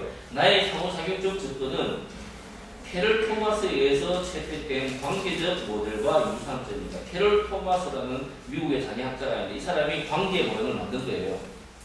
손상과 환경의 관계. 그녀는 장애 여성과 함께 수행한 실적 연구의 결과물로서 사회 모델의 수정된 버전을 내놓았다. 이는 그녀로 하여금 마이클 올리버가 틀을 잡았던 손상과 장애의 이분법적 개념의 손상 효과라는 개념을 추가하였다. 자, 이 말이 뭐냐면, 자, 이 영국의 사회 모형을 만든 마이클 올리버는 손상과 장애를 철저히 구분합니다. 손상은 손상이고 장애는 장애라 이렇게 이야기를 해요. 근데 캐롤 토마스라는 여성은 손상의 의미도 중요시한다는 거예요. 이 캐롤 토마스도 미국 장애 학자거든요. 근데 이 사람은 독특하게 손상이라는 언어를 그대로 쓰지 않고 손상 효과라는 언어를 사용해요. 손상 효과. 그래서 이 사람이 캐롤 토마스라는 장애 학자는 이 손상 그 자체가 중요한 게 아니고 손상 효과가 중요하다. 이 말이 뭘까요? 손상 효과. 손상이면 손상이죠. 손상 효과는 뭘까? 네. 자, 그럼 이렇게 푸코의 언어를 쓰게 되면 이게 푸코의 언어의 효과라는 게 푸코의 언어를 쓰면 감옥이 있죠? 감옥 효과가 있습니다. 감옥하고 감옥 효과는 뭐가 다를까요? 네? 감옥은 뭡니까? 교도소. 객관적인 실체이기도 하고, 교도소 많은 곳입니까? 그렇죠. 나쁜 놈 잡아놓고 그 안에서 이제 감옥은 교도소잖아요. 감옥이잖아요. 그럼 감옥 효과는 뭘까요? 우리 사회에 감옥 많잖아. 영등포 교도소, 안산교도소 많이 있잖아요. 이런 감옥이 그 사회에 주는 효과는 뭘까요? 그렇죠. 죄를 지으면 너희들이 저렇게 된다. 이렇게. 이 감옥 효과예요. 감옥이 존재함으로 인해서 이 사회에서는 어떤 경각심을 일으키는 거죠. 너희들이 죄를 지으면 책임진다. 그 프랑스의 혁명가들이 18세기에 루이 16세를 잡았어요. 그래서 목을 쳐버렸어요. 단두대, 그죠? 우리나라로 쫙 붙은 걸로 그냥 목을 땡그랑 해가지고 딱 그 그림이 있잖아요. 딱 들고 있어요. 그 밑에 수많은 군중들이 쫙 있는 거예요. 이게 이제 그 처형을 했잖아요. 이 목을 자르는 행위는 뭡니까? 처형이죠. 근데 왜 많은 사람을 풀어놓고 목을 칠까? 그 끔찍한 장면은 처형 효과를 노리기 위해서 하는 거죠. 그러니까 너희들 우리가 이렇게 왕의 모관지를 날려버릴 만큼 우리는 강력한 힘을 가졌다. 민중들이요 이제는 왕은 없었다. 우리를 따르라 이렇게 이야기하는 거예요. 그게 효과입니다. 우리나라 조선에는 조선시대 때 망나니가 목을 치잖아요. 사람 불러놓겠습니까? 안 불러놓겠습니까? 네? 안 불러놓고 했어요. 그리고 뭐 우리나라는 굉장히 인간적인 나라는 거죠. 그냥 거기 있는 이제 그 공무원들, 그 양반들 이렇게 하고 가서 이제 목을 쳐버리는 거죠. 사람들 막 불러놓고 뭐 그러지는 않습니다. 근데 이런 경우는 있어요. 반란을 일으키면 반란군들의 목을 잘라서 걸어놓습니다. 네, 그게 효과라고 그러고 함부로 나한테 달려들지 마. 이게 예, 그래서 이 어떤 그 정치 권력의 작동 방식은 효과를 굉장히 많이 중시합니다. 정치인들이 하는 말들은 특히 홍준표가 하는 이런 말들 그 말 자체를 분석할 필요가 없어요. 그죠? 말도 아닌 말을 하는 거지. 아무 말 대잔치를 하는 거잖아요. 근데도 그 말을 어디서 하는가? 그죠? 언제 하는가? 누구를 상대로 하는가에 따라서 그 말의 효과가 다 달라집니다. 최경환이라는 인간이 돈 먹었잖아요. 그래가지고 검찰에 조사하러 나오라니까 최경환이라는 사람이 대구 옆에 경산이라는 데가 있어요. 거기 국회의원이거든. 영남대학교 있는데 예, 대구대학교 경산이고 경산에 종합대학 11개 있어요. 4년제 대학이 굉장히 많습니다. 근데 내가 만약에 돈 먹었으면 동대구역에서 할복 자살을 한다 이렇게 얘기를 했어요. 그 이거는 지가 할복 자살 안 하겠지 당연히. 근데 이 말을 왜 하겠습니까? 어떤 효과를 노려서 이야기를 하는 거죠. 이 최경환이는 우리가 다 아는 것처럼 철저한 친박이잖아요. 친박의 본산이 어디입니까? 대구죠. 그러니까 대구에 있는 친박 세력을 움직이기 위해서 동대구역에서 활동한다 이렇게 이야기를 하는 거예요. 자기 지역구 경산에도 경산역이 있습니다. 경산역에서 활동해야지 왜 동대구역에서 활동한다? 또 대구가 친박의 본산이기 때문에 그 효과를 노리는 거예요. 그죠? 그래서 푸코는 감옥을 분석해요. 감옥을 뭐 판옵티콘 뭐 이런 구조로 되어 있는 감옥을 분석하는데 푸코가 감옥을 분석하는 이유 혹은 정신병 등을 분석해요. 관계 역사 이런 거 보면 그러니까 정신병을 분석하는 이유가 뭡니까? 이 사람이 정신병의 구조, 정신병의 의료 시스템 이걸 연구하기 위해서 하는 게 아니에요. 이 정신병원이 이식으로 해서 이 정신병원이 어떤 사회적 효과를 미치는가 푸코 연구는 그거예요. 그래서 교도소도 연구하거든. 강금의 역사 이래 가지고 그럼 그 교도소를 연구하는 이유가 교도소를 합리적으로 짓자 아니면 뭐 재수들을 좀 인간적으로 대화 이것 때문에 연구하는 그게 아니에요. 교도소가 어떤 효과를 미치는 그걸 알기 위해서 교도소를 연구하는 겁니다. 이게 효과입니다. 그래서 캐럴 토마스가 손상 그 자체가 중요한 게 아니고 손상 효과가 중요하다는 거예요. 손상 효과. 그게 연구 대상이에요. 손상 효과. 자, 정신장애. 이 사람은 예를 들면 이런 겁니다. 정신장애라는 게 있어요. 정신장애. 우리가 다 아는. 그러면 2년 전인가 강남역 화장실에서 어떤 청년이 여성을 골라다가 칼로 찔러 죽였습니다. 근데 이게 우리 사회 언론에서는 정신장애인의 소행이다 딱 못 박았죠. 실제로 이 사람이 정신과 입원은 아니고 진료를 받은 진료 기록이 있어요. 그 정도 가지고 정신장애라고 이야기 안 합니다. 정신과 약물 몇 번 먹었다 해가지고. 저도 먹었는데. 예. 일반 사람들은 많이 먹어요. 정신과 약물을. 근데 언론에서 이 사람 정신장애이다 이렇게 딱 해버리는 거예요. 그럼 이때 이 언론이 이 사람을 보고 왜 정신장애인이라고 이야기할까요? 경찰이 발표했어요. 경찰이 이 사람은 정신장애인이다, 정신질환자다 딱 발표했습니다. 경찰이 왜 이 사람을 정신질환이라고 이야기할까요? 네? 그게 손상 효과예요. 이 경찰은 어떤 손상 효과를 노렸기 때문에 그 사람을 정신질환자라고 딱 찍어서 발표를 했을 거예요. 경찰이 자기들한테 유리하기 때문에 정신질환자라고 해요, 그 사람들. 어떤 손상 효과를 보이는 거예요. 그러니까 정신장애라, 옛날 말하면 광기는 위험하다는 이미지가 딱 붙어 있는 거죠, 그죠? 네. 위험하다는 이미지가 딱 붙어 있죠. 사실은 그렇지 않아요. 실제로 그렇지 않은데도 어떤 이미지나 이런 게 그게 딱 붙어 있는 거예요. 예. 정신장애인이 사람을 죽였다면 죽일 수 있다는 생각이에요, 우리 사회가. 미친놈이니까 그렇지, 뭐, 사람 죽이지, 이렇게. 당연히 그렇게 생각한다는 거예요. 그러면 그 사람이 화장실에서 강남역 근처 화장실에서 여성을 찔러 죽이면, 정신장애인은 그럴 수 있어. 우리 사회 용납을 합니다. 그리고 어떤 반응이 올까요? 정신병원 더 지어야 돼. 실제로 경찰이 그렇게 발표했습니다. 정신장애인들 이제 위험할 소지가 있는 정신장애인들 가두는 그런 게 있어요. 이미 법에 있어요. 그걸 강화하겠다는 거예요. 경찰 대책이 그겁니다. 근데 만약에 그 사람이 우리 장애인 쪽에서 일하는 사람은 그 정도로 가지고 정신장애인이라고 이야기 안 해요. 예, 우리가 보기에는 명백한 비장애인이야. 맞아요. 근데 여성들은 어떻게 이야기합니까? 그 사건을 두고 여성주의자, 여성단체에서는 여성 혐오범죄라고 해요. 그죠? 여성 혐오범죄. 난 그게 맞다라고 봐요. 저도 그게 맞아요. 근데 그게 여성 혐오범죄면 책임은 누가 됩니까? 누가 져야 됩니까? 이게 만약에 여성 혐오범죄면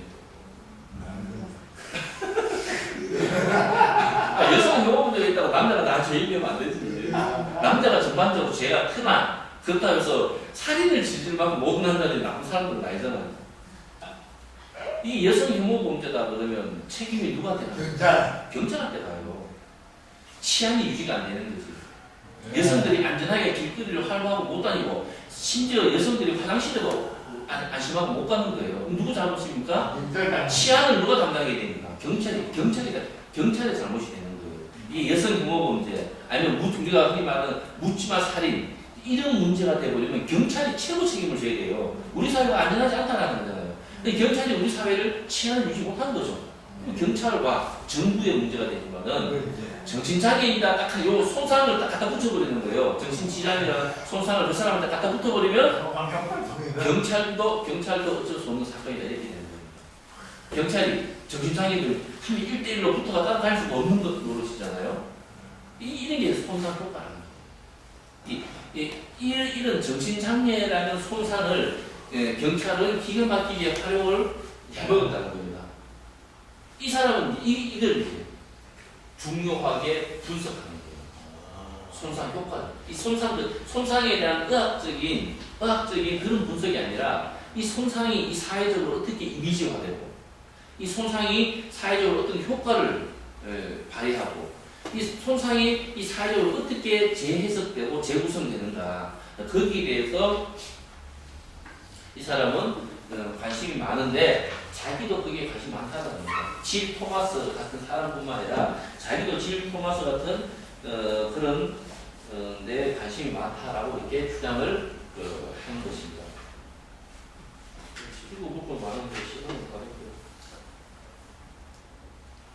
그래서 이런 식으로 전개하는 게 미국의 장애학이다. 뭐 일부긴 합니다만은 영국의 장애학하고는 좀 차원이 다르죠. 바라보는 시각이. 그래서 좀 굉장히 복잡합니다. 쭉 넘어가서 106페이지 결론 부분만 좀 보도록 하겠습니다.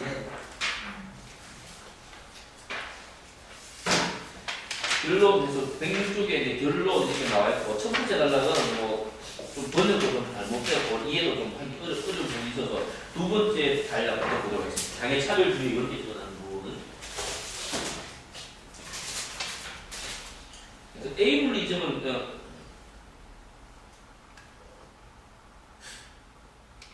에이블리즘인데 왜 디스에이블리즘인데 적어놨지?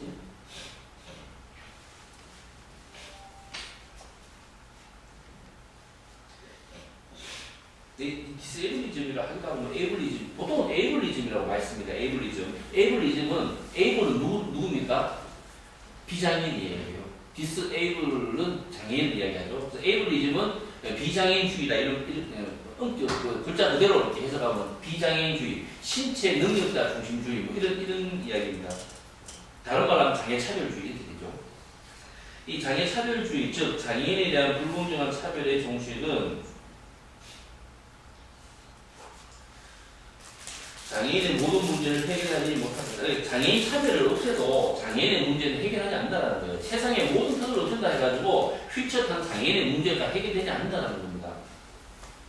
심지어 환경과 교통이 접근 가능하고 장애인에 기초한 어떠한 불공정한 차별도 모두 없어진다 하더라도 많은 장애인들은 여전히 불이익을 당할 것이다.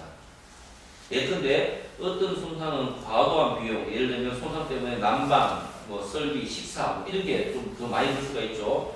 과도한 비용을 유발하는 것으로 알려져 있다. 많은 장애인들은 개인적인 활동 보조와 보호를 필요로 한다. 많은 장애인이 비장애인만큼이나 생산적으로 일할 수 있지만 차별이 완전히 제거된다고 하더라도 모든 장애인이 그렇게 될 수는 없다. 어떤 장애인은 피곤함으로 인해 하루 7시간, 주 5일의 일을 주 5일의 일조차 할 수 없다. 어떤 장애인은 비장애인 노동자와 같은 노동 강도와 생산성을 보여줄 수 없다. 다만 어떤 장애인은 그들이 수행할 수 있는 일의 유형에서 매우 제한적일 수 있다. 물론 어떤 장애인은 일을 전혀 할 수 없다.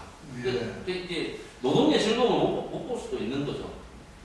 턱은 없어졌는데 내가 노동을 할 수 없는, 혹은 이 책에 없지만 진짜 중요한 건 뭐냐면 섹스를 제대로 할 수가 없는 거. 진짜 중요한 문제잖아요. 내 혼자서 옷도 벗기도 어려워. 그 체위를 어떻게 하는 것도 어려워. 그래서 일각에서는 섹스 자원봉사 이런 이야기 하잖아요. 근데 그게 얼마나 고통스럽겠습니까? 이 사회가 아무리 잘 바뀌었다 하더라도 이런 내밀한 고통 같은 게 해결이 안 되잖아요. 이 자기 몸의 손상 때문에 어쩔 수 없는 그 섹스 자원봉사를 한다 하더라도 섹스라는 이 아주 내밀한 친밀한 이 관계가 제3자 입회하에 해결됩니다. 그죠? 부부가 다 손을 못 쓰는 장애인이다 그러면 누구의 도움을 받고 못 뻗는 것부터 해서 누구의 도움을 받아야 섹스 행위를 할 수 있을 거잖아요. 이런 고통이 해결되지 못한다는 사회가 아무리 바꿔도. 그래서 제일 마지막 탄력을 보면 이 문제는 몇몇 학자들에 의해서 강조되어 왔다. 예컨대 헤일리는 1980년대 학습 장애에 대한 정책들이 정상화를 강조하는 방식으로 가면서 주간보호센터 등의 지원 프로그램들이 문을 닫게 됐다. 그러니까 통합교육, 정상화, 차별금지 이러다 보니까 결국 중앙보호센터는 장애인들만 있는 공간이잖아요. 중앙보호센터 없애라 이래 해버리니까 어떻게든 통합이 안 되는 학습 장애인들이, 발달 장애인들이 있다는 거예요. 이 사람들 갈 데는 없어. 최중증 장애인들 이런 사람들은 그런 문제가 발생이 됐다는 거예요. 그러니까 손상 문제를 너무나 간과했다 이렇게 볼 수 있는 거죠.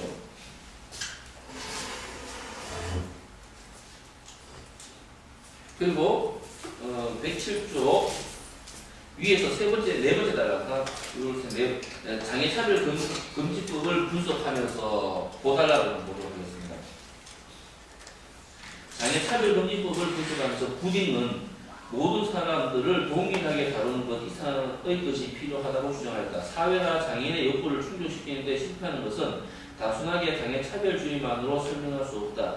고용을 촉진하는 전략은 매우 바람직하지만 고용되지 못하고 고용될 수 없는 장애인들을 남길 것인가? 장애인들은 남을 것이다.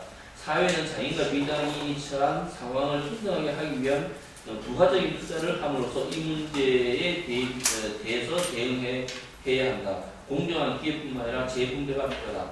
그러니까 우리가 노동을 특히나 중증 장애인의 취업을 주장하고 있지만 사실 완벽하게 취업되기는 어렵고 또 이 사람이 주장하는 이 글을 쓴 사람이 주장하는 것의 배경에는 최중증 장애인이 꼭 노동을 해야 되나 이 문제를 지금 그래서 제가 지난 시간에 여기서 이야기했나요?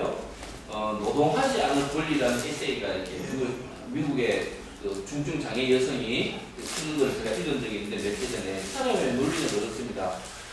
장애인들을 노동시켜라라고 우리가 투쟁을 하는 것보다 장애인들이 노동하지 자본주의 사회에서 어차피 제가 지난 시간에 말씀드렸지만 자본주의 노동 시스템에 포함되지 않은 사람들이 장애인인데 자본주의 사회에서는 그럼 어차피 포함 안 되는데 그러면 굳이 노동을 하지 말고 사회 임금 같은 걸 요구하자.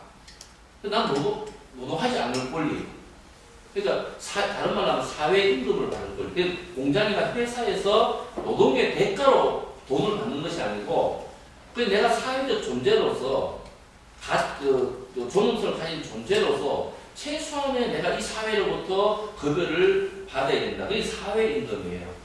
다른 말로 수당 같은 것도 일종의 용어가 좀 다르긴 하지만은 예를 장애 수당을 한 200만 주면 그냥 노동 안 하고 살죠. 노동 안 하고 취미 활동하고 자원봉사하고 내가 할 수 있는 분야에서 다른 사람을 돕고 그렇게 살 수 있다. 이게 뭡니까? 이 사람 그 글을 쓴 사람 톰 셰익스피어. 이 톰 셰익스피어의 그 표현에 이게 재분배다. 재분배. 어떻게 분배는 뭡니까? 분배는 노동 한 만큼 주는 게 분배예요. 재분배는 그렇게 하는 게 아니고 그런 어떤 그 노동하지 않는 사람, 사회적 기여가 없더라도 이 사람이 그 사람이 예를 노숙자 같은 사람들, 이 사람들 우리가 보기에는 사회에 아무런 기여를 하지 않는 사람처럼 보이지만 그 사람이 대한민국 국민인 이상 대한민국의 존엄을 위해서 또 그 개인의 존엄을 위해서 그 사람도 이 대한민국에 사는 사람, 최소 굶어주는 사람이 없어야 된다. 그럼 그 사람들한테 급여나 수당 같은 걸 주는 거 이게 재분배라고 합니다. 가난한 사람들에게 더 많은 어떤 그 급여를 주는 것이죠. 이게 재분배 정책이죠. 분배 정책은 공정하게 내가 똑같은 노동을 했던 그 정규직은 연봉 8천만 원 받고 비정규직은 연봉 3천만 원 받고 현대자동차가 실제로 그래요. 라인이 쭉 있잖아요. 쭉 있으면 자동차가 쭉 지나갑니다. 그러면 뭐 한 몇 분에 한 대씩 뚝딱뚝딱 만들어져서 자동차가. 그럼 바퀴 끼우는 놈은 하루 종일 바퀴만 끼우고 1년 내내 바퀴만 끼웁니다. 차체 듣는 놈은 1년 내내 차체 듣고 드라이버 꼽는 놈은 1년 내내 드라이버만 꼽는 거예요. 고자에 딱 써서. 근데 바퀴를 붙이는데 양쪽에 썼을 때 이 사람은 오른쪽 바퀴를 붙이고 이 사람은 왼쪽 바퀴를 붙여요. 근데 한 명은 정규직이고 한 명은 비정규직이에요. 똑같은 일을 하는데. 근데 월급이 오른쪽 바퀴 붙이는 정규직은 연봉 8천만 원이야. 내 또래 되면 대부분 현대자동차 생산직에서 일하는 친구들 대부분 연봉 8천 정도 돼요. 왼쪽은 그 비정규직 연봉 3천이야. 이거는 분배가 정의롭지 못한 거예요. 그죠? 똑같은 공정에서 똑같은 시간에 똑같은 일을 하면 급여가 똑같아야 되는 거죠. 이건 분배가 정의롭지 못한 거죠. 재분배는 그 앞에서 그냥 직장에 어떤 실업자로 울산에서 그냥 맨날 그 수익이나 금목 사는 사람들 있어요. 이런 사람도 3천만 원까지 주면 안 되지, 그죠? 그러면 연봉 1천만 원이라도 줘야 되는 거죠, 사회에서. 그래서 최소한 생계라도 유지하니까 이런 걸 사회급여라고 이렇게 보통 통신 그렇게 이야기해요. 근데 이 사람이 주장하는 거는 굳이 중증 장애인이 노동을 뭐 해야 되나? 방기지도 않는데 회사에서 그럼 사회임금 줘라. 그럼 그 사람이 비정규직보다는 적지만은 그래도 최소한의 생계를 유지하면서 자기 문화생활을 어느 정도 할 수 있도록 해줘야 된다. 이게 재분배 정책이에요. 그 탑 셰익스피어는 그 재분배 정책을 이야기합니다. 그래서 이런 관점이 기존의 사회문화하고는 좀 다른 관점입니다. 제일 마지막에만 읽어보도록 하겠습니다. 107쪽에 인간은이라고 이렇게 하는 보기죠.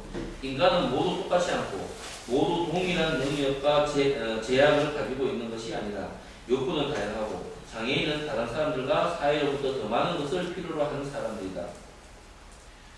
막신 티어는 이러한 현실이 가지는 정치적 함의를 탐구하기 시작했다. 라고 해서 막신 티어가 이 사람의 글을 이제 탐 셰익스피어가 인용합니다. 그러면서 마치네요. 자, 어떻게 하냐면 장애와 타인에 대한 의존이 우리 모두가 삶의 어떤 시점에서 예측할 수 없는 수준으로 경험하게 될 것으로서 자연스럽게 받아들이는 삶이 번역을 좀 어렵게 해놨죠. 그래서 장애와 타인에 대한 장애가 있다는 건 타인에 의존해야 된다는 거예요. 장애가 있다는 건 같은 말이죠. 장애가 있고 그래서 타인에 의존하는 것은 우리 모두가 삶의 어떤 시점에서 예측할 수 없는 수준으로 경험하게 된다. 이 말이 뭡니까? 그렇죠. 그 말을 하는 거죠. 제가 그때 설명했는지 모르겠지만 어린 아이 돌 되기 전에 있는 아이는 장애인입니까 비장애인입니까? 장애인. 네? 엄청난 장애인. 명백한 장애인이죠. 머리에 든 게 하나도 없어요. 지적 장애 1급입니다. 걔들은 다. 키가 작죠? 저신장 장애인이에요. 걷지도 못해. 그러니까 지적 장애. 그러니까 완벽한 장애인이 아기예요. 근데 80 넘은 우리의 부모님들 장애인인가 비장애인인가요? 장애인. 장애인이죠. 그 이야기 하는 거예요. 그 장애라면 물론 사고나 질병 때문에 딱 올 수도 있지만은 그런 거 없더라도 장애라는 거는 인간 삶에서 자연스럽게 온다는 거예요. 그래서 그걸 좀 장애학에서 좀 어려운 표현을 하면 장애는 인간 삶의 사회적 구성이다 이렇게 얘기해요. 장애는 인간 삶의 구성적 일부다 이렇게 얘기해요. 다른 말로 하면 장애는 인간 삶의 구성적 일부란 말은 인간 삶을 장애라는 말을 안 넣고 인간 삶을 설명을 못한다는 거예요. 방금 말한 우리 아이가 장애인이고 아주 늙은 노인분들이 장애인이에요. 장애는 누구나 다 경험하는 거예요. 인간이면 누구나 다 경험하는 것이 장애다. 자연스럽다는 거예요. 장애라는 것은. 그러니까 비장애인들은 장애는 95% 있고 장애인들은 5%밖에 안 된다고 생각해요. 착각하는 거죠. 인식 개선이 덜 돼서 그래요. 자기가 한 살 전에 장애인이었고 한 살 전에만 장애인이 됐으나 10살쯤 전에는 다 장애인이죠. 아이들이. 그리고 내가 앞으로 20년, 30년 있으면 우리 아버지가 돌아가신 직전처럼 장애인이 될 거라고 아무도 생각 안 해요. 그 장애인과 비장애인 이분법적 구조를 가지고 있잖아요. 비장애인들은. 내가 장애인이고 내가 과거에 장애인이었고 내가 앞으로 장애인이 될 것이라고 아무도 생각하지 않잖아요. 장애인은 장애인의 것, 장애는 장애인만 경험하는 어떤 것이라고 생각하는 비장애인들은. 거의 대부분의 비장애인들이 그렇게 생각해요. 나도 얼마 안 있으면 늙어서 장애인이 될 거다라고 생각하면 지금 현재 있는 자기가 지금 현재는 비장애인이라 하더라도 지금 현재 존재하고 있는 장애인에 대한 훨씬 더 우호적인 태도나 인식 같은 걸 가지고 있을 겁니다. 근데 그렇게 생각 안 하죠, 비장애인들은. 이 사람은 그 이야기를 하는 거예요. 그럼으로써 장애라는 건 자연스러운 인간 삶의 구성적 일부다라고 이렇게 생각함으로써 장애인의 욕구가 그들의 목소리를 통해 적절하게 알려지고 그것이 충족될 수 있는 방법에 대해 우리가 관심을 기울이는 것이 더 이상 특별한 관심이거나 특정 집단의 이익인 것이 아니라 전체 사회의 이익이요 그들의 공동성 개념에 부합하는 관사를 받아들이는 사회. 말이 좀 어렵게 돼 있죠. 그러니까 장애는 자연스럽다 이렇게 생각을 해버리면 어떤 변화가 있을까요? 장애는 나도 앞으로 장애인 된다 이렇게 비장애인들이 다들 생각하면 어떻게 될까요? 우리가 우리 소장님 다 아시겠지만은 옛날에 저산버스 없을 때 2006년도, 2년, 3년도에 막 저산버스 막 점거하고 앞에 막 길을 가로막고 지하철에서 장애인 떨어져 죽었잖아요. 그러면 장애인들이 지하철 내려가서 막 1시간씩 1호선 점거해버려요. 그럼 1시간 동안 1호선 점거해 있으면 왈 때 속보로 나오죠. 그럼 비장애인들 다 욕합니다. 왜? 지하철 못하니까. 그 덕에 뭐가 생겼습니까? 엘리베이터 생기고 스크린도 생겼잖아요. 근데 사람들이 지하철에 설로에서 떨어져 죽습니까? 안 떨어져 죽어요. 근데 그 스크린도 없었을 때 누가 떨어져 죽었습니까? 장애인들은 몇 명 없어요. 1년에 한 60명씩 죽었습니다. 스크린도 없었을 때. 술 먹은 사람, 자살하는 사람, 그냥 뭐 누가 뒤에서 덩덩 밀는 사람, 또 젊은 여성들 같은 경우는 빈혈 있는 사람들 다 비장애인들 죽었어요. 스크린도어가 잠시 지하철이 1시간 점거되어서 못 다니는 불편을 겪었지만은 그 결과로 서울시가 부랴부랴 스크린도어를 만들잖아요. 그러면 그 스크린도어를 보는 것은 장애인만 덕분입니까? 이 사회 전체가 덕보는 거죠. 서울 시민 전체가 덕보는 거죠. 엘리베이터 때문에 할머니들 난리 났죠. 장애인들 막 전동 휠체어 막 타고 하면 막 눈총 막 주고 이러는 뭐 엘리베이터 막 무너진다고. 그 엘리베이터가 장애인들이 그렇게 고생을 해서 만든 거라는 걸 어르신들 잘 모르는 거죠. 그러니까 장애인들을 위한 것이 장애인들만 위한 게 아니라는 거죠. 우리 사회 전체. 그러니까 장애인들을 위한 편의시설을 만드는 것이 비장애인들의 입장에서 보면 보험 드는 건 똑같은 거예요. 사회보험 드는 겁니다. 장애인도 언제나 장애인이 되거나 장애인 안 되더라도 건강하게 살더라도 늙으면 자연스럽게 장애인이 되잖아요. 그러면 자기가 그 장애인을 위해서 투자한 편의시설을 나도 늙으면 그걸 이용해야 돼요. 그죠? 예. 그런 생각을 못 한다는 비장애인들은. 그 이야기를 지금 이렇게 아주 어려운 문장으로 써놨습니다. 108쪽에 마지막 단락 한번 읽어보도록 하겠습니다. 이는 불이익을 만들어내는 한 요소로서 통상의 영속성을 부정하는 사회 모델만큼이나 진보적일 뿐 아니라 훨씬 더 적절한 것이다. 이렇게 사고하는 게 사회 모형도 굉장히 급진적이고 진보적이지만 사람, 장애와 비장애인의 관계, 또 손상과 이 사회의 관계를 이런 식으로 해석하게 되면 이것도 진보적이다 이런 말입니다. 손상은 보통 개인적인 책임의 문제는 아니다. 그것은 유전이나 질병의 예측할 수 없는 영향으로 인해 발생하거나 노동, 전쟁, 빈곤 같은 사회적으로 생성되는 비용으로서 또는 노화 과정의 자연스러운 결과로서 발생한다. 손상이 그렇게 발생한다는 겁니다. 만약 장애인이 비장애인과 동등한 도덕적 가치를 가지고 있다면, 그래서 정치적으로 동등한 시민으로 보인다면 정의는 장애에 대한 사회적 조정을 요구할 것이고, 이때의 사회적 조정은 자연적 결과든 사회적으로 유발된 상처이든 손상을 보완할 것이다. 평평한 운동장을 만드는 것으로는 충분하지 않다. 진정한 사회 통합을 촉진하기 위해서는 재분배가 필요하다.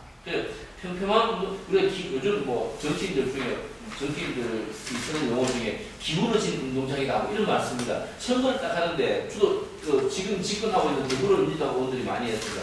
선거를 딱 하려면 운동장이 기울어져 있는 거예요. 운동장이 평평해야 양쪽이 똑같이 공을 찰 수 있잖아요. 이게 기울어져 있으니까 민주당의 정의나 이런 사람들이 선거에서 당선되기 굉장히 어렵다는 거예요. 막 언덕을 올라가야 되고. 새누리당 이런 애들은 막 밑으로 막 내려막길 막 걷는 거예요. 왜 운동장이 기울어졌습니까? 새누리당에는 첫째, 그 정경련 같은 재벌들 돈을 엄청 갖다 줍니다. 돈이 일단 많아. 그러니까 조중동 같은 이 쓰레기 언론들이 일방적으로 보수 편만 듭니다. 그러니까 국민들은 그런 신문을 보고 또 새누리당은 돈 잘 쓰니까 뭐 정경련에서 뭐 돈 그다지 막 주니까 돈 잘 쓰고 또 신문에서는 또 우호적으로 보수 정치인들을 밀고 이런 게 운동장에 기울어져 있는 거예요. 근데 진보적인 운동가들은 아무리 열심히 하고 이렇게 해도 빨갱이다 이렇게 돼버리는 거예요. 정의당이 무슨 빨갱이입니까? 정의당 의원님들은 빨갱이 이렇게 생각하는 거예요. 왜? 그 정의당을 빨갱이라고 인식하도록 하는 건 누굽니까? 조중동 같은 그런 언론들이죠. 그래서 운동장이 기울어졌다는 거예요. 그게 이제 장애인과 비장애인들한테 갖다 대면 장애인들이 기울어진 운동장에 기울어진 부분에 있는 거예요. 비장애는 이렇게 높은 곳에 있고. 그러니까 이 중간쯤에 도달하려면 장애인들은 경사로 올라가야 되고 비장애는 그냥 내려막기로 내려오면 되는 이게 운동장이 기울어져 있는 거예요. 늘 이런 식으로 이야기하죠. 그래서 우리가 이 사회에 요구하는 게 무슨 시설도 요구하지만 적극적 조치 이런 것도 요구하잖아요. 작자법에도 그 표현이 들어가 있으면 적극적 조치. 예를 들면 특례밖에도 의무 고용계도 이게 전부 다 적극적 조치거든요. 기울어진 운동을 이제 평평하게 하기 위한 그런 조치들입니다. 근데 탐 셰익스피어가 보기에는 그것만 가지고 안 된다라는 거예요. 그걸 가지고도 그렇게 운동장을 평평하게 해놓는다면 기회를 공평하게 준다라는 거거든요. 그 기회만 공평해도 장애인이 어느 정도 사회에 참여할 수 있고 또 경쟁력 있는 직장을 어느 정도 구할 수 있겠지만 그것만 가지고는 해결 못하는 부분이 있다는 거예요. 그럴 때는 어떤 정책을 써야 된다는 겁니까? 재분배 정책을 써야 된다는 거예요. 너 일하지 마. 하기 싫으면 국가가 2명만 줄게. 너 대학 가지 마. 그냥 휠체어 타고 그냥 세상 돌아가는 거 세상 견문 넓혀. 국가가 월 2명만 줄게. 이런 재분배 정책이 필요하다는 거예요. 물론 나는 공부해야겠다. 그러면 국가가 공정한 기회를 줘서 장애가 있는 학생들도 대학에서 공부할 기회를 주고 장애가 있는 휠체어 탄 사람도 회사에서 일할 수 있는 거고 이런 기회를 주는 거는 주는 거고 그것만 가지고는 장애인 문제를 다 해결 못하기 때문에 그렇게 해서도 안 되는 부분에 대해서는 재분배 정책으로 해준다. 사회급여를 보인다는 거예요. 먹고 살 만큼. 그 주장을 이 사람이 하고 있습니다. 그래서 미국식 장애학이 훨씬 더 복잡하고 다양하고 재밌어요. 결론이 똑같지는 않거든요. 영국의 사회 모형은 결론이 천편일률적이어서 사실 읽어보면 별로 재미가 없는데 미국식 장리학은 굉장히 재미있습니다. 근데 이론이 좀 어려워요. 비판적 실제로 뭐 저런 거 갖다 놓고 이야기하고 이러니까 조금 어렵죠. 자, 오늘 여기까지 하고요. 혹시 질문 있습니까? 네. 있잖아요. 그 아까 말씀하신 키로 토머스의 그 손상 효과에 대해서 예, 어떤 거요? 키로 토머스의 손상 효과에 대해서 네, 손상 효과에. 그 아까 말씀해주신 뭐 감옥 효과로는 이해를 했는데 이거를 장애학에서 다시 한번 설명해 주시면. 예, 아까 그 정신장애 그건 이해하셨습니까? 네. 그게 손상 그 효과라는 거예요. 장애학. 정신장애 같은 그런 게, 정신장애를 그런 식으로 이용해 먹는 거, 또 경찰이 그런 식으로 이용해 먹는 게 손상 효과라는 거예요.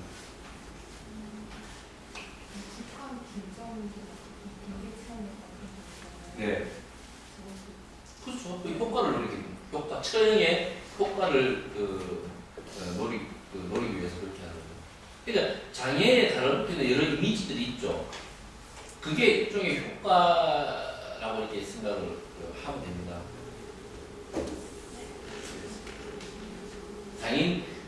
장애를 있는 그대로 자연스러운 걸로 받아주는 게 아니고, 보통 사람들은 그냥 비장애인들은 장애에 대한 독특한 이미지 같은 거 있잖아요. 그죠? 예를 들면 여성이 장애인일 경우에 무성적인 존재로 보는 게 굉장히 많아요. 성욕이 없거나, 아기 생산 능력이 없다거나, 뭐 이런 걸로. 아니면 시각 장애는 앞을 못 보기 때문에, 예지력이 있을 것이다. 그래서 실제로 그래서 점을 또 많이 치잖아요, 시각장애인들은. 그런 어떤 이미지를 같은 거, 이런 것들이 이제 있을 수가 있는 거죠. 이런 것들을 이제 손상을 있는 그대로 이렇게 받아들이는 게 아니고 손상을 재해석하고 새로운 이미지를 갖다 붙이고 하는 그런 데 대한 연구를 많이 한다는 거예요. 캐롤 토마스 같은 사람들. 네. 107쪽 하단이랑 108쪽 상단이 다 셰익스피어라는 사람이 말한 거예요. 자. 107쪽 하나? 네. 아니죠. 107쪽 그 인형구 바로 위에 보면 어려운 말 있잖아요. 이름이 알라스 테어. 내신이 티어. 있죠. 영어로 써나는 거. 아까 셰익스피어라고 이렇게 말했어요. 요 글 쓴 사람이 탐 셰익스피어. 이 논문 전체를 쓴 사람.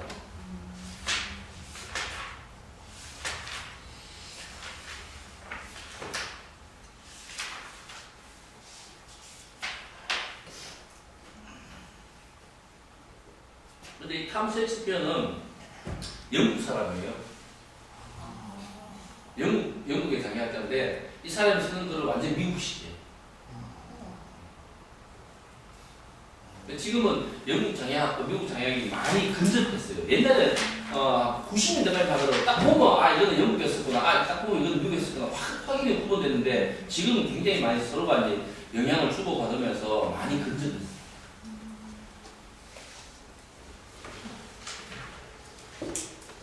다른 질문 없습니까? 네, 감사합니다.